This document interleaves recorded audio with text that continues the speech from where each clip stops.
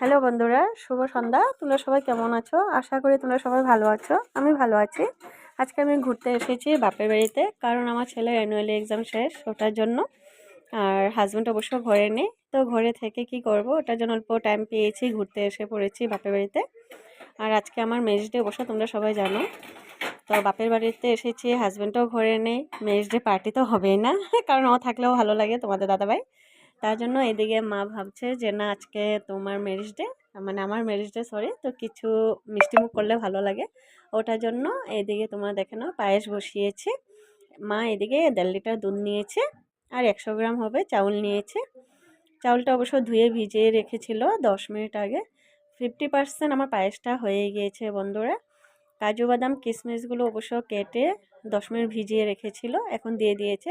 আর পায়েস বানালে একটা কথা সবসময় মনে রাখবে তোমরা, কিশমিশটা যে নামানোর 10 মিনিট পরেই দেবে, না হলে যে পায়েসটা ফেটে যাবার ভয় থাকে। আর এইদিকে দেখে নাও, পায়েসটা হয়েই গিয়েছে বন্ধুরা। আর তোমাদের কাছে দেখতে কেমন লাগছে অবশ্য কমেন্টে জানাবে আমাকে। কালকে অবশ্য পায়েস বানিয়েছিল, মা মনে নেই যে আজকেও আমার ম্যারেজ ডে আছে, তার জন্য আজকে আবার বানিয়েছে পায়েস। মুখ তো মিষ্টি করতে হবে, শুভ জিনিস হয় পায়েস।